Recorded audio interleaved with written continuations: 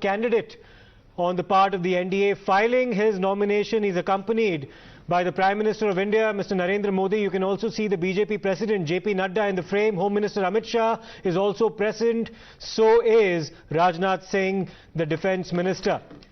Jagdeep Dhankhar, the former governor of the state of West Bengal, was appointed as the NDA's vice presidential nominee a couple of days ago.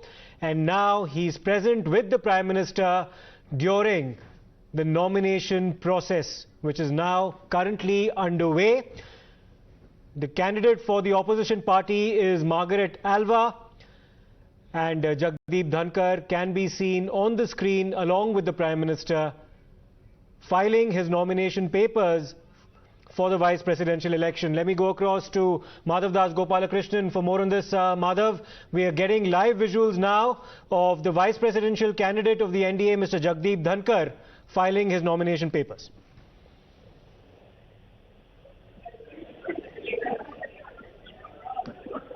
Madhav, if you can hear us.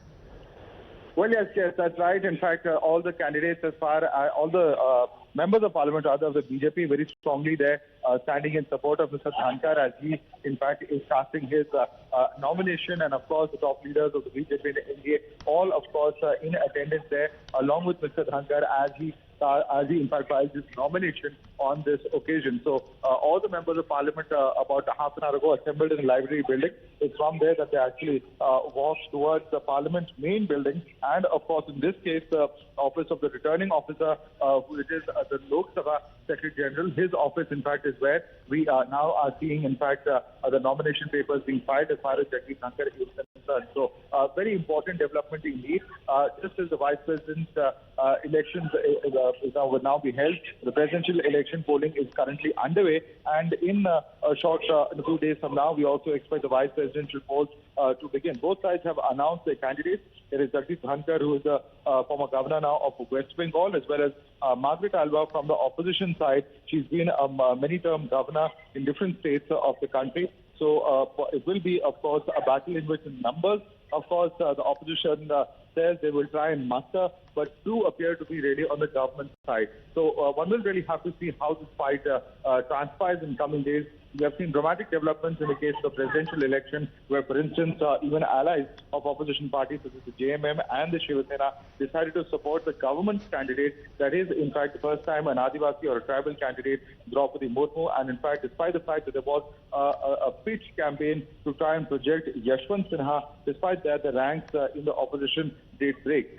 Will that be the same case as far as the vice presidential polls is concerned? That's what we need to watch out for. And what will we see happening in coming days as far as different political parties within the opposition camp are concerned? Will they all stand unitedly with their candidate? And even if they do, will they actually have the numbers to be able to take on the government's candidate? Those are some very, very important aspects of this particular vice presidential election, nominations for which have already begun. Absolutely, Madhav, and continue to be with us even as we are getting in these latest images of the Prime Minister, in fact, accompanying the vice presidential nominee for the NDA. And we saw how the BJP had made that announcement as well, Madhav, on Saturday, calling him and lauding him to be a Kisan Putra, and also established himself as a people's governor as far as West Bengal is concerned. And remember, he has had an immense, in fact, support. He has been a successful legal person as well, and now a political stint that has been quite long as far as Jagdeep Dhankhar is concerned.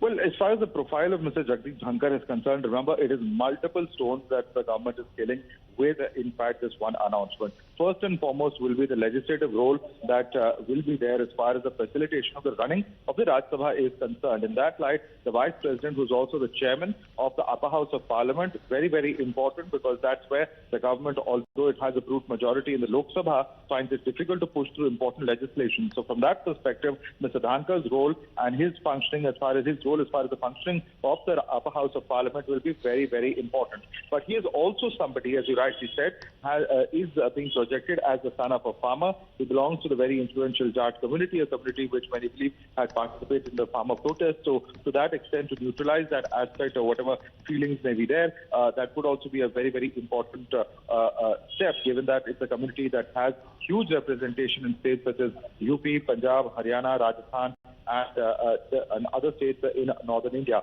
That is, of course, the second aspect of it. The third aspect of it is that he is somebody who has been a parliamentarian since 1989, has had a tremendous experience as a lawyer, understands the Constitution and issues related to the Constitution, and in that light is somebody who is well versed with parliamentary practice and procedure, and has also served as the Minister of State for Parliamentary Affairs in the past. In that light, Mr. Dhankhar's name being selected is a very, very important step as far as the government is concerned. And also, of course, remember that the upper house of Parliament and how it functions have been, of course, the subject of much controversy in the past.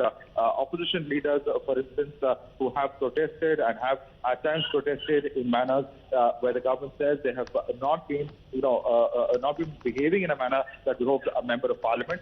That has seen some very, very strong action as well, so with members being suspended for several weeks in several instances, and they've sat on Nadda in different parts of the Parliament as well to protest such kind of decisions. So all of this in terms of the functioning of the Rajya Sabha is very, very crucial. So for the government, it is very, very important to have a person who they believe will be able to do justice to the job. Of course, remains to be seen, of course, what transpires inside the House. Mr. Dhankar has not been afraid to speak his mind. When as governor, he has been at loggerheads with the Trinamool Congress in the past.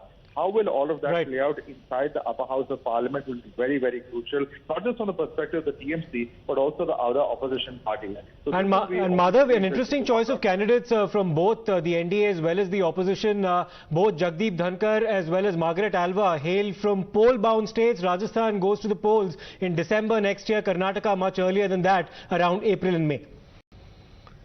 From the Prime Minister, I beg your pardon, to BJP President as well as the Home Minister, all present at this particular nomination filing of Jagdeep Dhankhar.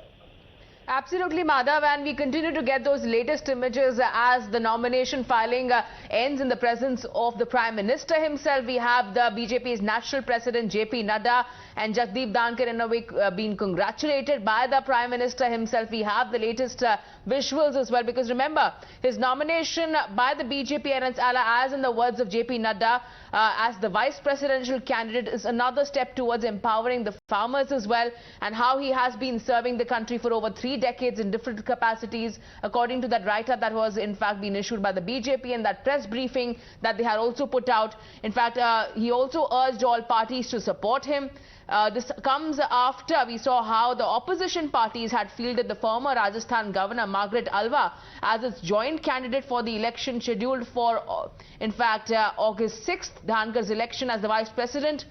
He has had the history in the legal field as well as political, and he has been portrayed as the Kisan Putra as well. Going back to Madhav once again. So Madhav, we saw how congratulations had been pouring in ever since Saturday when the announcement was made, and how this has been significant because in his recent political career, he has been the governor of West Bengal, which has gone through tumultuous elections, and how he faced the TMC as well. Well, certainly, of course, it would be perhaps correct to say that Mr. Dhankhar's tenure as a governor has definitely seen multiple run-ins with the West Bengal government in the past. And in that light, of course, a very significant choice that has been made